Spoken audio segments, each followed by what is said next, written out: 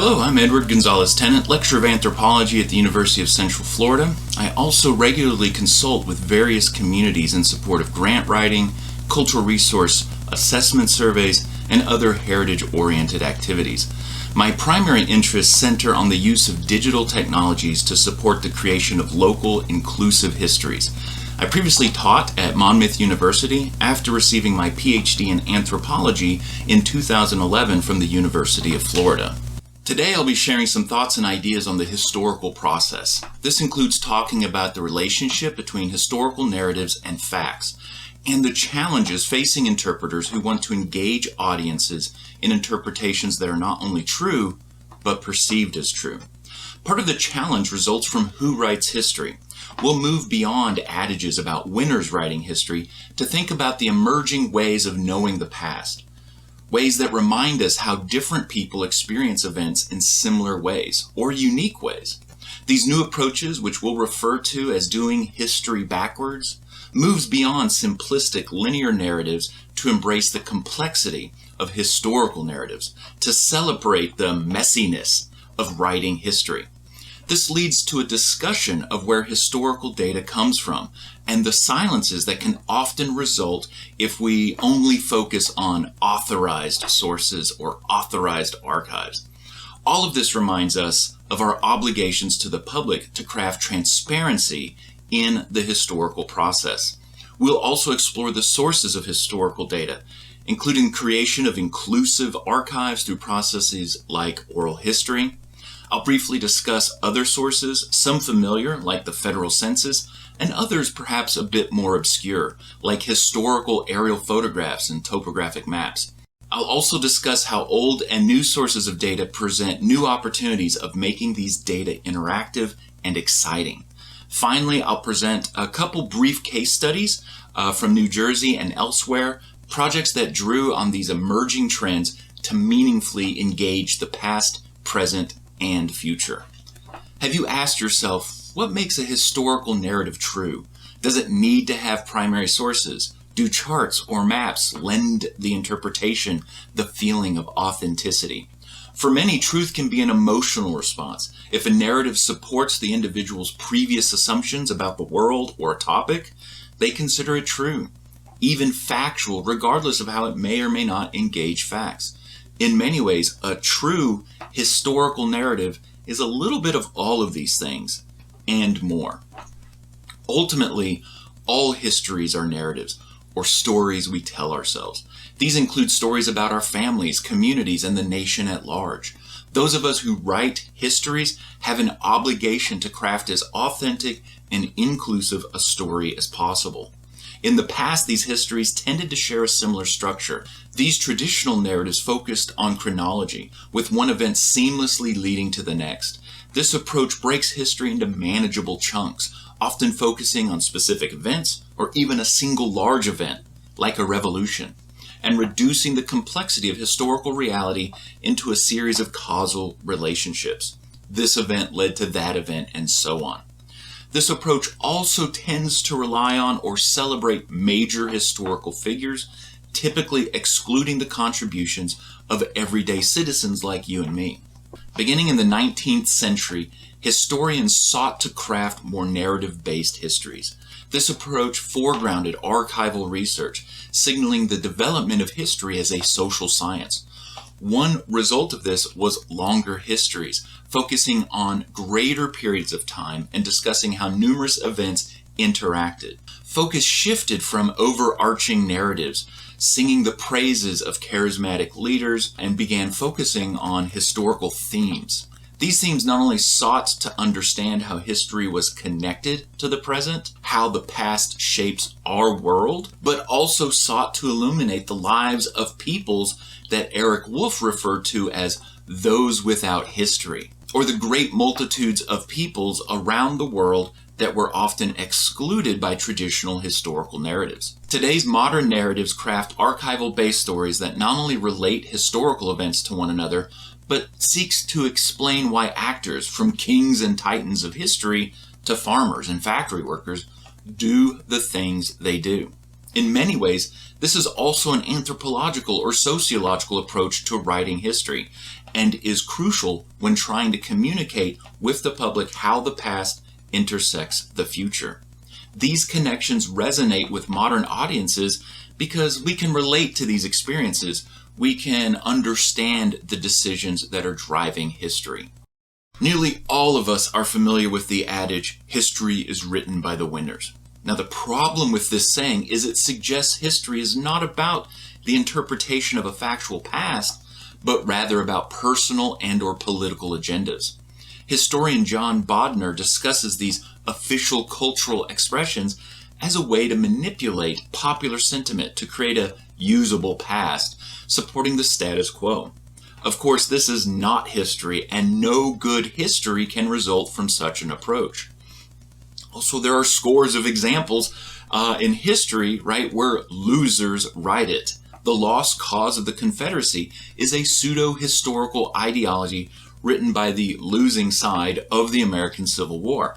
This narrative asserts, among other things, that the Civil War was not about slavery, it was, but rather the heroic struggle of an embattled American South against an increasingly aggressive northern U.S. This history is written not by the victors, or any serious historian for that matter, but it continues to attract support from citizens and a handful of lawmakers in a handful of states. A more recent approach is referred to as writing history backwards. This centers on documenting and communicating the enormous complexity of past events in a way that connects them to the present, in ways that help us imagine better tomorrows.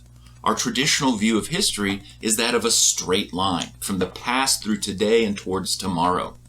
In reality, the experience of history is far more complex. As Bertel Ullman reminds us, the future is an essential moment in the present. This is not to say that history can predict the future. No, Ullman's observations focus on the future potentials created within the present. These potentials are the expressions of multiple pasts moving into and forward from our present. Which future will emerge? This depends on the historical narratives we create, the stories we tell, their accuracy and their authenticity. This is another obligation of the historical researcher, to understand how their stories resonate in the present and understand how these connections might influence tomorrow. Although rarely seen as such, doing history is one of the most important ways of creating the future. After all, in the words of famous 20th century philosopher Buckaroo Banzai, no matter where you go, there you are. You can't know where you're going or where you are if you don't know where you've been. Humorous anecdotes aside, archival work remains central to achieving this goal. Equally important is expanding our concept of what constitutes the archive. After all, not all materials and authors have been treated equally when selecting materials for archiving. First, the production of archival materials in a traditional Western sense focuses on the written word. But not all cultures, or even members of our own society, historically have had written sources or even been literate. Is that reason enough to eliminate them from our archives? Of course not. This focus on written sources, typically in Western languages like English or French or Spanish, is what many scholars refer to as the colonial archive.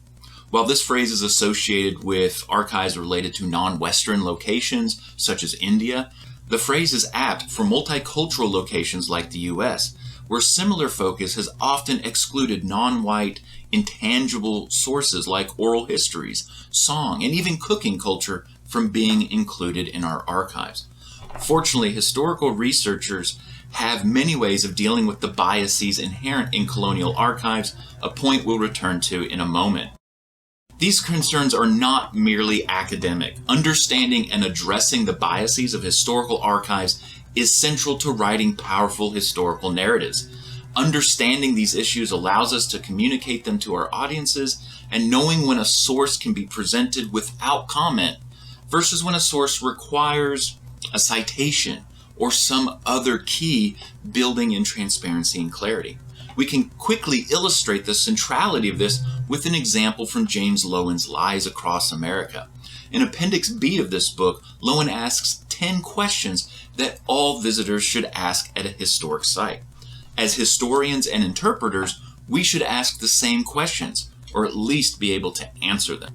Think back to a historical site or monument that you've recently visited. What would your answers be to these questions?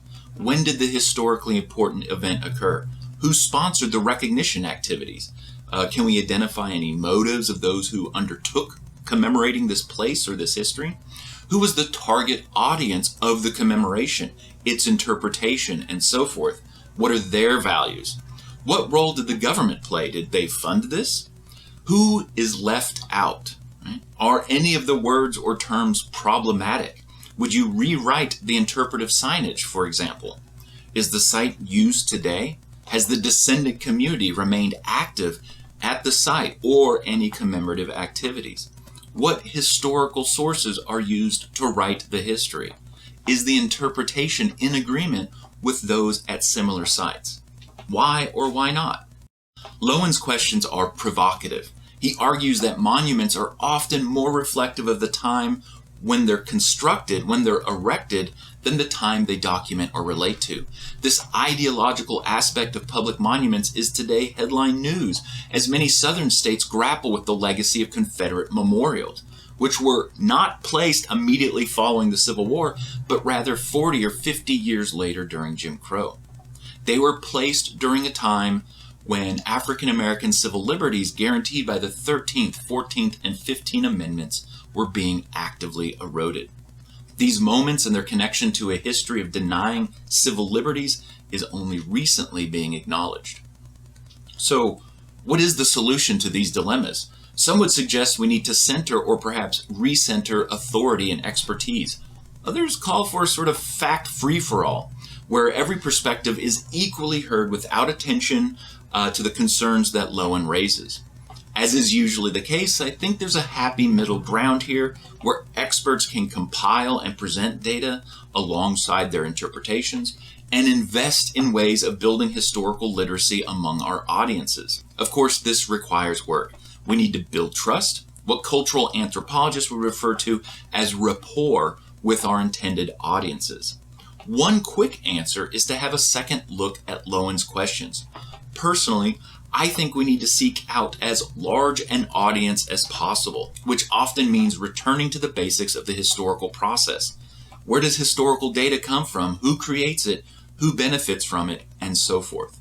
Let's take a few minutes to talk about the historical data in order to answer some of these questions. Many of us are familiar with at least a couple types of historical data. Typically, we organize data into either primary or secondary sources. A primary source usually refers to a document created during the time period being studied, or the event we're trying to interpret. These tend to be first-person accounts, such as diaries, government records, court records, property records, newspaper articles, military reports, maps of military movements, military rosters, and so forth. It also includes things like the census records because they are collected by people at the time. Secondary sources refer to documents or other records created after an event or time period. These tend to be sources that interpret or analyze an event. History books are a classic example. Secondary sources make use of primary sources, and in many cases will seek to include some of those sources in the published work. For most of us, the easiest way to classify something as either primary or secondary is to determine how close to an event it was written or created. As such, some sources blur the lines between primary and secondary. For instance, autobiographies are first-hand accounts, but may be written years or even decades after events occurred. Since they go through an editorial process and seek to synthesize events, they're often considered secondary sources. Regardless of whether a resource is classified as either primary or secondary, you never want to assume they are objective, bias-free interpretations of the past. Evaluating sources is critical to the historical process and ultimately applies to both types. We can do this by employing the 5 W's: who, what, when, where, and why. In many ways, this mirrors the questions asked by James Lowen. Who wrote the document? Is their position in relation to the subject likely to produce bias? What is the mission of the purpose of the document? What is the intended audience? Was it meant to be public or private? Where was the document produced? Similarly, where's the location of the document in relation to the focus? Documents located far away may remain viable, and understanding the reasons behind a document being far from the source may in fact provide additional useful information. The when of a source has already been commented on, but we can offer an important exception to this: oral history. Although the first-person interviews sometimes include recollections about events and times in a person's past, they are also increasingly collected following an event. As such, oral histories offer a powerful way to add oft-overlooked perspectives to the historical archives. Why was the document or source created? In many ways, this is the most direct intersection with Lowen's comments. Answering this question can provide critical insights into the potential ideologies, biases, and issues with any source. Returning to our earlier example about the lost cause of the Confederacy myth, locating a primary or secondary source on a website dedicated to teaching about the, quote, War of Northern Aggression may not be the most reliable place to find such information. Ultimately, asking these kinds of questions is central to developing historical literacy as researchers and social scientists. After all, this is the first step supporting the deeper goal of creating historical literacy among our audiences. Historical literacy is akin to comprehension in that it requires we understand the nuances of our audiences. Historical literacy also requires we examine history and the data we craft histories from.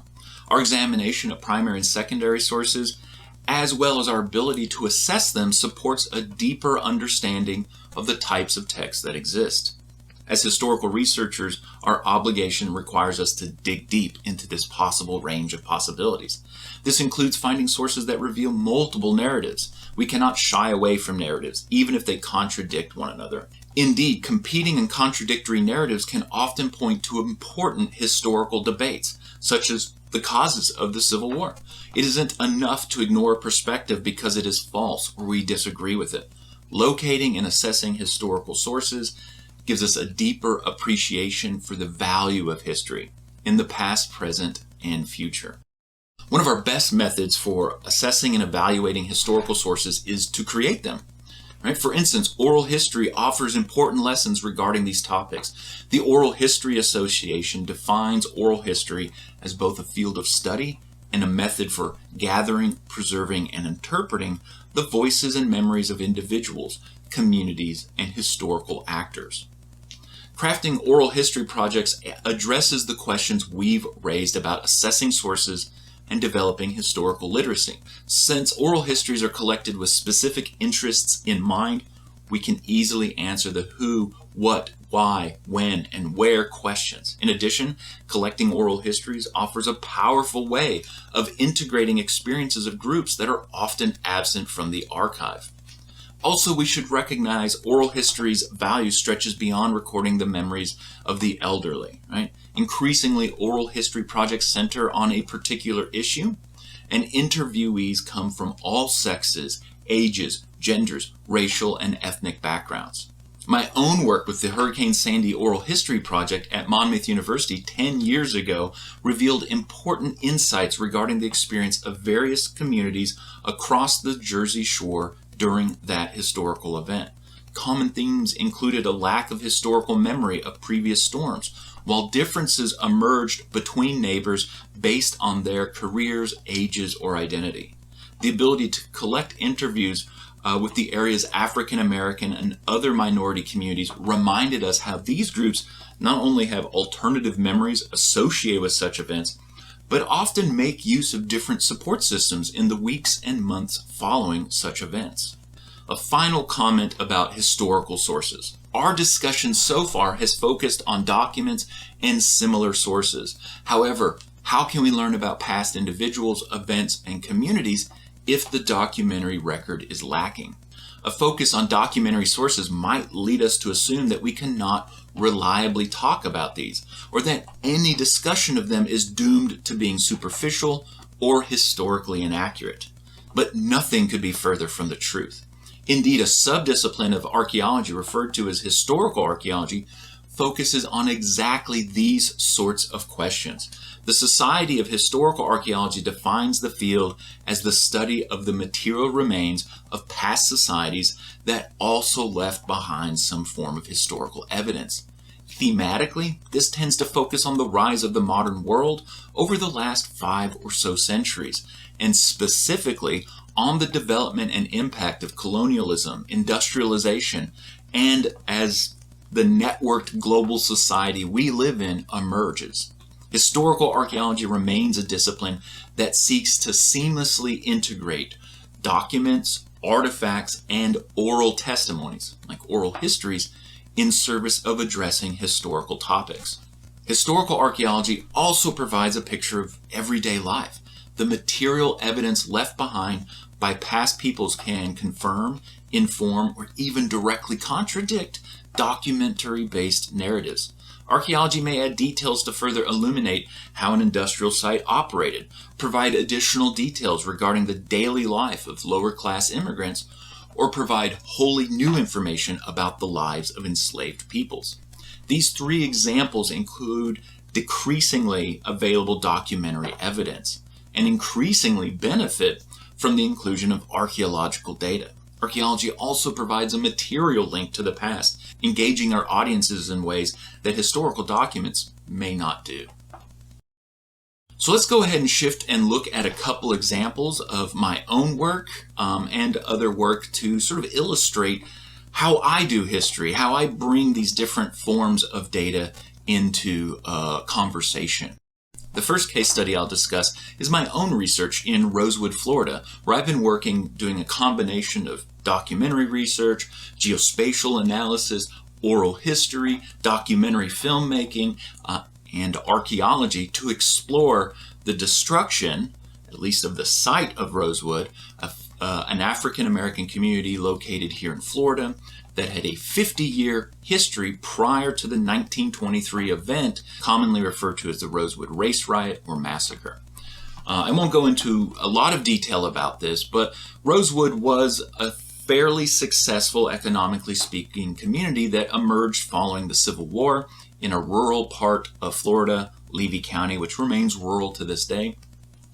Over time, and by 1900, it became a majority African American community, which experienced the economic ups and highs common to rural communities during the 19th and 20th century. Then in 1923, an allegation by a woman in the neighboring community of Sumner, a white woman who accused an unnamed African American male of assaulting her, sparked a week-long episode of violence that culminated in the systematic burning of every black-owned building and the violent displacement of the area's African American community.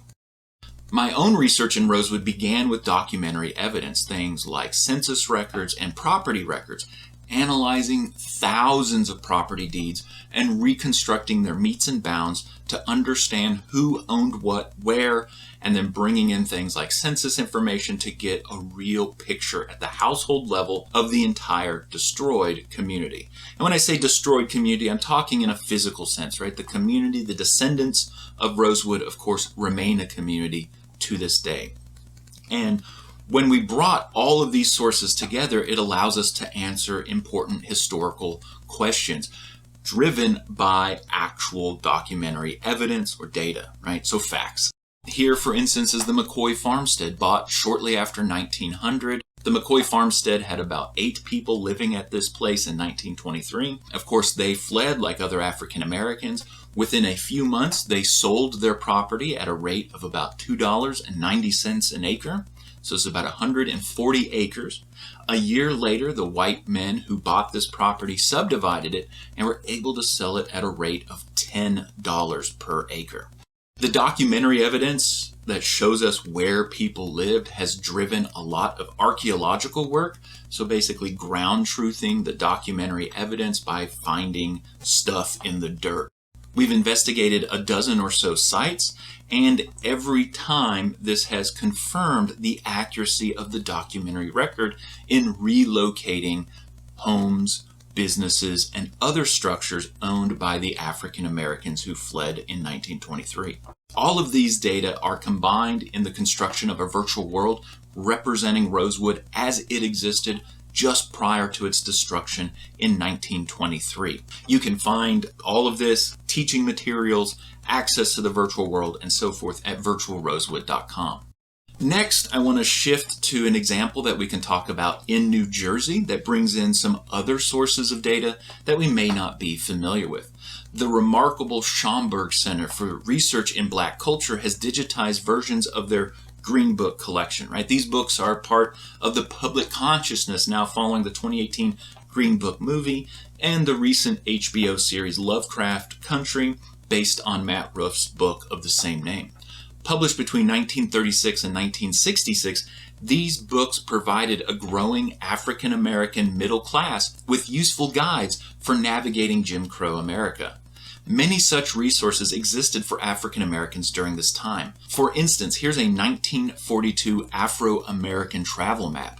This map conveys much of the same information as the Green Books in a single image. This map records the names and addresses for approximately 350 hotels, guest houses, and other establishments that provided overnight housing for African American travelers. This information can be geocoded or automatically assign coordinates using a Geographic Information Systems or GIS program like QGIS or ArcGIS. Let's look at the 5 hotels listed in Asbury Park. The first is Wright's Cottage on Bangs Avenue, which was listed as a dwelling in the 1905 Sanborn historical map. Here you can see the location today, what appears to be an empty lot. Next is the Hotel Waverly on DeWitt, formerly First Avenue, also listed as a dwelling on the Sanborn. Today, the location is a parking lot for the neighboring church. On to the Hotel Carver at the corner of Springwood and Myrtle. Unfortunately, this location is not recorded on the Sanborn map, neither is any specific address listed on the Afro-American travel map, but some quick property deed work in the local courthouse would tell us which lot it is. My money is on that empty lot to the southwest of this intersection. But maybe that's just wishful thinking because I'd like to think that this could be archaeologically investigated. The Hotel Metropolitan at 1200 Springfield is up next, not to be confused with the larger Metropolitan Hotel. This hotel is remembered today as the Turf Club, although the 1905 Sanborn clearly labels the site as the home of this hotel. And finally, the Whitehead Hotel on Atkins is listed as such in 1905, suggesting a long and interesting history to this hotel. So this case study highlights how, with a relatively small amount of time combining various historical data, helps to reveal previously hidden histories. Of course, in Asbury Park, researchers from Monmouth University, led by Dr. Hetty Williams, are doing exactly this sort of work in Asbury Park with their Paradoxical Paradise project. In a town that remains sharply divided along lines of race, as revealed by mapping 2020 census data, this work is not only important, but timely as America continues to grapple with various pasts. Let's quickly look at a couple examples from Cape May, where 2 hotels are present on the map. The first is the Hotel de Griff at 830 Corgi Street, which is today the site of a large house. Again, further research would be required to understand the relationship of the present structure to any historical buildings at the site, if they were, right? Like, is this house the converted hotel? Is this house built after the hotel burned or was abandoned, right? What are these interesting questions? We'd have to do more work. Next is the Richardson Hotel, which appears as the same named location on the historic Sanborn. Today, the structure that stands at the spot is likely related to that historic African American hotel. Again, additional research would be needed. The building looks like it dates to that time period, late 19th or early 20th century. So again, lots of fascinating potential research projects all around us. However, unlike Asbury Park, there are few African Americans living in the vicinity today. So are we forgetting about this history? Has it been commemorated locally? And I apologize if it has. I haven't been to Cape May in a long time and looked at these places. This is what I can do remotely in preparation for this video. So in conclusion, history is everywhere. It's all around us, of course, right? However, much of it is hidden from our immediate view. Finding creative ways of exploring the various data is key to revealing these forgotten and hidden histories. Today, more than ever, Americans realize the importance of feeling connected to their homes, to the areas around them, whether their families have been here for generations or if they're new arrivals to our shores. Knowing about your local past is crucial for building those connections. Those of us privileged enough to investigate the past have a duty to tell as complete and truthful a narrative as possible. Fortunately, the accessibility of primary and secondary sources, as well as the eagerness of communities to share their histories, means we today have better access to more information than at any time before. It's really a very exciting time to do history.